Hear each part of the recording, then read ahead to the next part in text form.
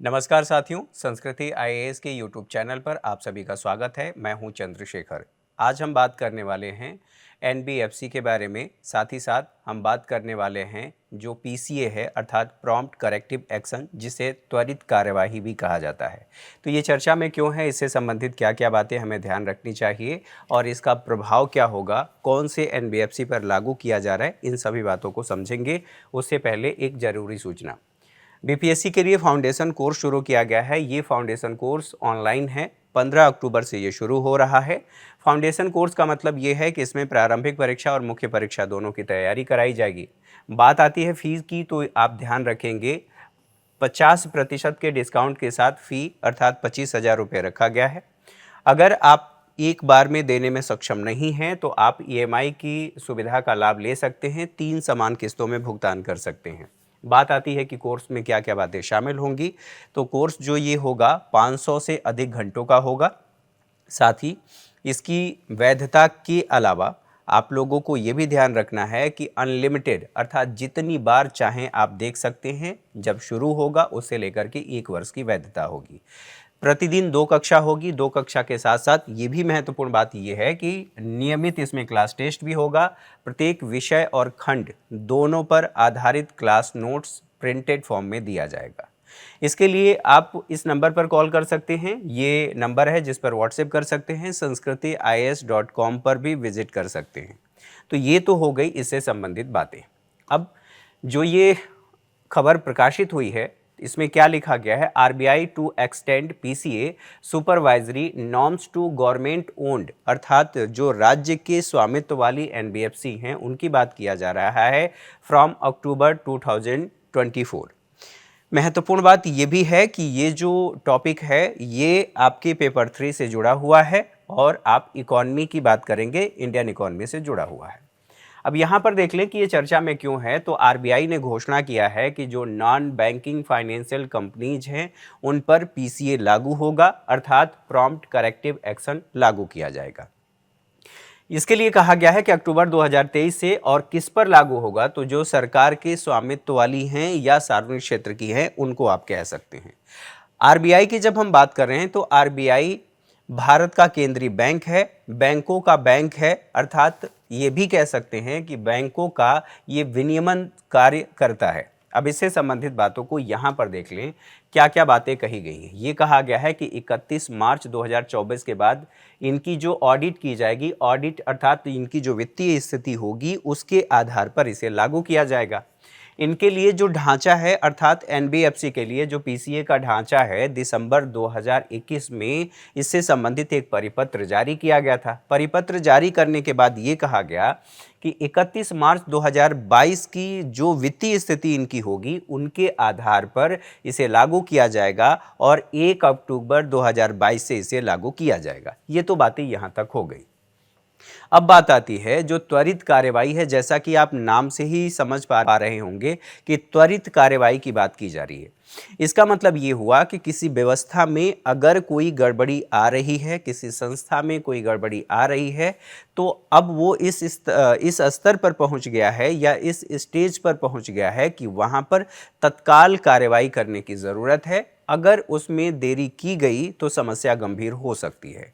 बैंकों के संदर्भ में यही बात लागू होती है, अर्थात बैंकों में यदि एनपीए की मात्रा बढ़ रही है या वो वेसल नॉर्म्स को लागू नहीं कर रहे हैं जिससे उनकी वित्तीय स्थिति खराब हो सकती है और इस बात की भी संभावना बनती है कि वो बैंक दिवालिया हो सकता है।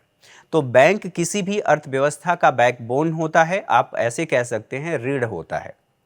तो अगर यहाँ से निवेश के लिए जो वित्त उपलब्ध कराया जाता है बैंकों द्वारा किसी भी कंपनी या व्यक्ति के लिए उपभोग और निवेश व्यय के लिए, अगर नहीं उपलब्ध कराया जाएगा, इसका मतलब ये है कि बैंक की स्थिति खराब है, वो उपलब्ध नहीं करा पा रहा है।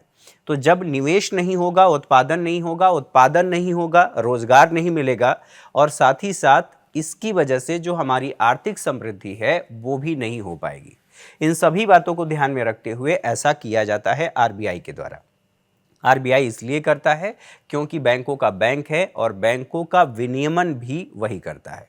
तो यहाँ पर ध्यान रखना है कि सही समय पर, इसका उद्देश्य क्या है, सही समय पर पर्यवेक्षी हस्तक्षेप करना, किसमें, बैंकिंग व्यवस्था में। और बैंकिंग व्यवस्था का मतलब है उस बैंक के संदर्भ में बात की जा रही है जो बैंक इसके अंतर्गत आता है। समय पर उपचारात्मक कार्य करना या उपचारात्मक उपाय करना, वित्तीय स्थिति को सुधारना, अर्थात बैंक की जो वित्तीय स्थिति, जो उसकी बैलेंस शीट खराब हो गई है एनपीए की वजह से, उसको सुधारने की बात यहाँ पर कही गई है। अब इन बातों को समझने के साथ साथ बात ये होती है कि पीसीए फ्रेमवर्क का विस्तार जो किया गया है उसका दायरा कहाँ जाता है। अब एक बार हम बात कर लेते हैं कि जो एनबीएफसी है उसका मतलब क्या होता है। तो एनबीएफसी को समझने से पहले यहाँ हम लोग कुछ बातें समझ लेते हैं, बेसिक बातें, अर्थात एनबीएफसी के बारे में ही। तो एनबीएफसी का मतलब ये है नॉन बैंकिंग, एनबीएफसी इसका मतलब है नॉन बैंकिंग फाइनेंशियल कंपनीज। अब नॉन बैंकिंग फाइनेंशियल कंपनीज ये हैं तो बैंक की तरह कार्य करते हैं, लेकिन पूरी तरह से बैंक जो एक देखते हैं कि वह बैंक का कार्य क्या होता है, आपको वो ऋण देता है और आपकी जो बचत है उसको जमा के रूप में वो स्वीकार करता है। ऐसी स्थिति में क्या एनबीएफसी भी वही कार्य करते हैं? तो वही बैंक की तरह पूरा कार्य वो नहीं करते हैं। तो फिर ये क्या कार्य करते हैं और किसके तहत इनको लाइसेंस मिलता है? तो इनको जब लाइसेंस की बात आती है तो कंपनी अधिनियम, यहाँ पर देखिए सी अर्थात कंपनी की बात कही गई है, तो कंपनी अधिनियम 2013 के तहत इनको लाइसेंस मिलता है। अब बात आती है कि इनका प्रकार क्या है, अर्थात ये कितने प्रकार के होते हैं। तो ये 2 प्रकार के होते हैं। कौन कौन से हैं? तो इनको कहा जाता है एनबीएफसी, ठीक है, डी और एनबीएफसी एनडी, ठीक है, एनडी। इसका मतलब ये है कि non banking financial companies D अर्थात जो डिपॉजिट स्वीकार करती हैं, अर्थात जनता से जमा स्वीकार करती हैं, 2 प्रकार की होती हैं। दूसरा प्रकार कौन सा है? एक ऐसी एनबीएफसी है जो जनता से जमा स्वीकार नहीं करती है। तो 2 प्रकार आप लोगों ने समझ लिया। अब जब विनियमन की बात आती है तो वर्ष 1963 से आरबीआई इनका विनियमन कर रहा है, लेकिन सभी जो एनबीएफसी हैं उनका विनियमन आरबीआई नहीं करता है। अलग अलग क्षेत्र के हिसाब से जो एनबीएफसी हैं उन एनबीएफसी का अलग अलग विनियमन किया जाता है। उदाहरण के तौर पर अगर मैं कहूं कि बीमा कंपनियां जो हैं उनका विनियमन, वो भी एनबीएफसी, उनसे संबंधित जो एनबीएफसी हैं उनका विनियमन इरडा के द्वारा किया जाता है। इसके अलावा जो चिट फंड कंपनीज हैं उनका विनियमन कौन करता है? तो चिट फंड कंपनीज का राज्य सरकारें विनियमन करती हैं। इसके अलावा आवास वित्त कंपनी है, आवास वित्त कंपनी राष्ट्रीय आवास बैंक के द्वारा किया जाता है। इसके साथ साथ एक निधि कंपनी होती है, निधि कंपनी कंपनी कार्य विभाग के द्वारा उसका विनियमन किया जाता है। तो कहने का मतलब ये है कि एनबीएफसी जो हैं वो केवल उनका आरबीआई के द्वारा विनियमन नहीं किया जाता है। अब बात आती है कि एनबीएफसी क्या क्या कार्य करते हैं। तो जैसे वो मांग जमा स्वीकार नहीं करते हैं, जो चेकबुक बैंक जारी करता है वो चेक जारी नहीं करते हैं। एक और बात, जो CRR जैसे कैश रिजर्व रेशियो जो बैंकों पर लागू होता है, दरअसल कैश रिजर्व रेशियो का अनुपालन इनके लिए ज़रूरी नहीं है। साथ ही साथ यहाँ एक और महत्वपूर्ण बात यह है कि जमा स्वीकारकर्ता जो एनबीएफसी हैं, अर्थात यहाँ पर जो एनबीएफसी जमा स्वीकार करते हैं उनके लिए SLR 15% की अनिवार्यता लागू की जाती है। ये आप लोगों के समझ में आ गया। अब बात आती है कि एनबीएफसी जो यहाँ पर अभी हम लोगों ने समझा कि पीसीए यहाँ पर लागू किया जा रहा है, पीसीए लागू करने की वजह क्या है?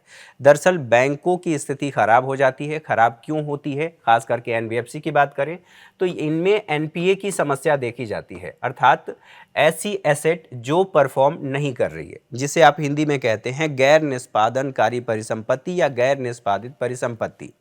ठीक है, तो गैर निष्पादित परिसंपत्ति, मान लीजिए किसी बैंक ने किसी ए नामक ग्राहक को ऋण दिया। यहां पर यह बैंक है, ठीक है, ए नामक ग्राहक को ऋण दिया। 90 दिन के अंदर सामान्य भाषा में बात करें, 90 दिन के अंदर इसमें न तो मूलधन और न ही ब्याज का भुगतान किया गया तो वो बैंक मान लेता है कि जो धनराशि किसी ए नामक व्यक्ति को दिया गया था अब वो एनपीए हो गया है, अर्थात वो परिसंपत्ति परफॉर्म नहीं कर रही है जिस पर बैंक को ब्याज मिलना था। ऐसी स्थिति में अगर लगातार एनपीए की मात्रा बैंकों में बढ़ेगी तो बैंकों की वित्तीय स्थिति खराब होगी, बैंकों की बैलेंस शीट खराब होगी। तो उस समस्या के समाधान के लिए, अर्थात जो एनपीए की समस्या हो रही है या फिर जो बेसल नॉर्म्स हैं, बेसल मानकों को समय समय पर लागू किया जाता है और बेसल मानकों के तहत जो कार्यवाही या जो कार्य बैंकों को करना चाहिए था वो कार्य बैंक ने नहीं किया। स्वाभाविक सी बात है कि ऐसी स्थिति में बैंक की वित्तीय स्थिति खराब होगी। उस स्थिति से बचने के लिए और बैंकों को दिवालिया होने से बचने के लिए आरबीआई तरह तरह के उपाय करती है और उसके लिए तमाम तरह के उपकरण हैं। फिलहाल उन सभी उपकरणों में से एक है जिसे कहा जाता है त्वरित कार्यवाही। आरबीआई अन्य नॉर्म्स को लागू करने के साथ साथ, निर्देश देने के साथ साथ, सब कुछ करने के साथ साथ जब उसे लगता है कि अब मामला हाथ से निकल रहा है, अगर इस समय कार्रवाई नहीं की गई तो बैंक की स्थिति खराब हो जाएगी और बैंक की स्थिति खराब होने का मतलब ये है कि अर्थव्यवस्था का विकास भी प्रभावित होगा, आप समृद्धि कह सकते हैं। साथ ही साथ बैंकिंग व्यवस्था पर जनता का विश्वास कम हो जाएगा और किसी भी बैंक के लिए या किसी भी देश के लिए जो वित्तीय व्यवस्था है, अगर जनता का विश्वास उसमें कम हो गया तो वो सबसे बड़ा घातक स्थिति माना जाता है। इसलिए माना जाता है क्योंकि अगर वहाँ पर बचत जमा नहीं होगा तो बैंकों की साख नहीं बढ़ेगी और बैंकों की साख नहीं बढ़ेगी तो उनकी साख सृजन क्षमता नहीं बढ़ेगी और यदि उनकी साख सृजन क्षमता नहीं बढ़ रही है तो लोगों को उपभोग और निवेश व्यय के लिए ऋण जो होता है वो नहीं मिल पाएगा और ऐसे स्थिति में किसी भी अर्थव्यवस्था की जो ग्रोथ है वो प्रभावित होती है। तो इसलिए बैंकों को बचाना ज़रूरी है, उसमें विश्वास बना रहना चाहिए। तो जनता के कल्याण के और जनता के हित को ध्यान में रखते हुए आरबीआई समय समय पर कदम उठाती है और उन्हीं में से एक है जिसे पीसीए कहा जाता है। अब ये बातें आप लोगों ने समझ लिया। अब बात आती है कि जो बेसल नॉर्म्स हैं वो क्या है। बेसल नामक स्विट्जरलैंड में एक शहर है, उस शहर में बैंकों की वित्तीय स्थिति से संबंधित या जो वित्तीय स्थिति सुधारने की बात की जा रही है अंतर्राष्ट्रीय बैंकों की, उसको लेकर के एक सम्मेलन हुआ। सम्मेलन के बाद जो डिसीजन लिए जाते हैं वो सभी केंद्रीय बैंकों के द्वारा लागू करने की बात की जाती है, बैंकों पर लागू करना होता है। तो जो बेसल नामक शहर में ये बैठक हुई थी उसी के आधार पर समय समय पर जो नॉर्म्स आते हैं बैंकों की वित्तीय स्थिति सुधारने के लिए, बनाए रखने के लिए, उसे ही बेसल नॉर्म्स कहा जाता है और उसी शहर के नाम पर बेसल नॉर्म्स पड़ गया है। अब ये बात आप लोगों को समझ में आ गया। अब बात ये आती है कि बेसल नॉर्म्स जो हैं इसका उद्देश्य क्या होता है। तो जो बैंकिंग प्रशासन है उस प्रशासन को सुधारना और बैंकिंग प्रशासन को सुधारने के साथ साथ बैंकों में जो जोखिम आ रहा है उस जोखिम का प्रबंधन करना, बैंकिंग प्रशासन में पारदर्शिता लाना और वित्तीय क्षेत्र में जो बैंकों की स्थिति है उसको और ज़्यादा मजबूत करने की बात यहाँ पर की गई कि ये सभी इसके उद्देश्यों में शामिल हैं। अब कोई बैंक जो ये सारे नॉर्म्स बताए गए हैं उन नॉर्म्स बेसल 3 की बात कर रहा हूँ, अगर वो लागू नहीं कर रहे हैं तो ऐसी स्थिति में आरबीआई को कार्रवाई करना पड़ेगा। तो ये आप लोगों ने समझ लिया कि एनबीएफसी क्या है और एनबीएफसी के साथ साथ हमने ये भी समझ लिया कि पीसीए क्या है और बेसल नॉर्म्स क्या है। अब इसके आगे बात करते हैं। तो जो पीसीए फ्रेमवर्क है उसका विस्तार किया गया है और विस्तार कहाँ तक, तो जो सरकार की स्वामित्व वाली एनबीएफसी हैं वहाँ तक, और कौन कौन सी हैं तो ये नाम दिए गए हैं। इसका प्रभाव क्या होगा, तो प्रतिबंध का सामना करना पड़ेगा। अगर किसी बैंक पर एनबीएफसी पीसीए लगाया गया है तो उस बैंक को प्रतिबंध का सामना करना पड़ेगा, जो प्रतिबंध इसके तहत अर्थात पीसीए के तहत आरबीआई निर्धारित करती है। साथ ही एनबीएफसी को लाभांश का जो वितरण है वो प्रभावित होगा, अर्थात लाभांश का वितरण नहीं किया जा सकता। जो प्रमोटर हैं, कौन, बैंक के प्रमोटर और जो शेयर धारक हैं उनके पास जो इक्विटी निवेश हैं उन पर भी सीमाएं लगा दी जाएंगी। साथ ही साथ समूह की जो कंपनियां हैं उनकी ओर से गारंटी जारी करना होगा। आकस्मिक जो देनदारियां हैं वो लेने पर प्रतिबंध लगा दिया जाता है अगर किसी बैंक पर इस तरह के अर्थात पीसीए को लागू किया जाता है तो। कहने का मतलब ये है कि पीसीए के तहत आरबीआई उस बैंक का संचालन अपने हाथ में ले लेती है। जो पीसीए फ्रेमवर्क है वो क्या है? तो इसके ढांचे का डिजाइन किसने तैयार किया था? तो बिमल जालान ने वर्ष 2002 में इसके ढांचे का डिजाइन किया था। डिजाइन करने के साथ साथ इसके नियमों को और सख्त बनाने का कार्य उर्जित पटेल ने किया था वर्ष 2017 में। अब ये आरबीआई जो वाणिज्यिक बैंक हैं उनका नियामक है। पीसीए लागू करने की बात है तो पीसीए लागू यहाँ पर जो बेसल नॉर्म 3 हैं उनके अनुपालन में जो समस्या आ रही है उन समस्याओं को ध्यान में रखते हुए ये लागू करता है। साथ ही अगर एनपीए की समस्या है तो उन पर लागू होगा। बैंकों की जो जोखिम सीमा है उन जोखिम सीमा को 1, 2, 3 में वर्गीकृत किया गया है। अर्थात जितनी अधिक संख्या होगी 1 से लेकर के 3 तक उतना ही अधिक जोखिम के रूप में डिनोट किया जाएगा। 3 का मतलब अब यहाँ पर कार्रवाई करना आरबीआई के लिए ज़रूरी है। साथ ही साथ यहाँ पर यह समझना होगा कि अगर पीसीए के तहत कार्रवाई की जाती है तो उसका क्या प्रभाव होगा। आरबीआई द्वारा सुधारात्मक कार्यवाही की जा रही है और अगर सुधारात्मक कार्यवाही की जा रही है तो कुछ प्रतिबंध भी लगाए जाएंगे। तो प्रतिबंध क्या लगाया जाएगा? जो बैंक के निदेशक हैं उनके वेतन और लाभांश का वितरण नहीं किया जाएगा। साथ ही बैंकों को अपने शाखा का विस्तार करने के लिए नहीं कहा जाएगा। अर्थात बैंक अगर चाहे भी तो वो अपनी शाखाओं का विस्तार नहीं कर सकता, शाखा विस्तार से रोक दिया जाएगा। जो कमज़ोर बैंक हैं उनका जबरन विलय किया जा सकता है या अगर ऐसी स्थिति आती है तो उस बैंक को बंद भी किया जा सकता है। तो इसके तहत अगर कार्रवाई की जा रही है तो ये बातें देखने को मिलेंगी। अब इससे संबंधित कौन कौन से मुद्दे हैं, अर्थात क्या नुकसान हो सकता है, क्या समस्याएं हो सकती हैं। तो जब बैंक पर पीसीए लागू किया जा रहा है तो इसका मतलब ये है, ये इस बात को आपको ध्यान में रखना होगा या इसमें ये बात निहित है कि बैंक की वित्तीय स्थिति खराब थी तभी पीसीए लागू किया गया है।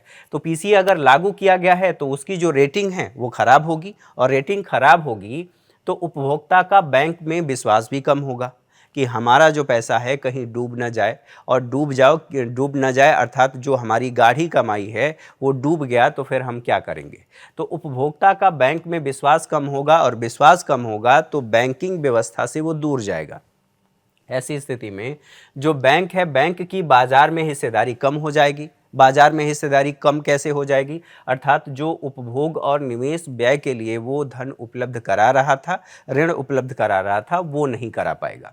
साथ ही यहाँ निवेश भी प्रभावित होगी। यहाँ पर केवल भारतीय निवेश या घरेलू निवेश की बात नहीं हो रही है, जो बाहरी निवेश है वो भी यहाँ प्रभावित होगा, क्योंकि अगर कोई निवेशक आ रहा है तो बैंकों से ही वो ऋण लेकर के या बैंकों की सुविधाओं का लाभ उठा करके वो निवेश करता है। ऐसी स्थिति में निवेश प्रभावित होगा।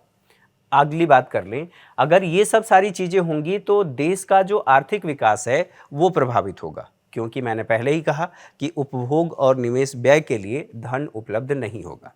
सरकार का ये कहना है कि ये जो बातें हो रही हैं, जो पीसीए लगाया जाता है और पीसीए के तहत जो कार्रवाई की जा रही है, दरअसल ऐसा नहीं करना चाहिए। अर्थात इनके साथ मित्रतापूर्ण ऋण नियमों को लागू किया जाना चाहिए।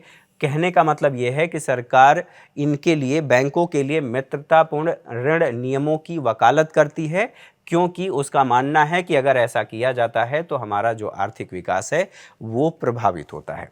इससे संबंधित बातों को हम लोगों ने समझ लिया। इन बातों को समझने के साथ साथ अब बात ये आती है कि पीसीए फ्रेमवर्क का लाभ क्या होता है।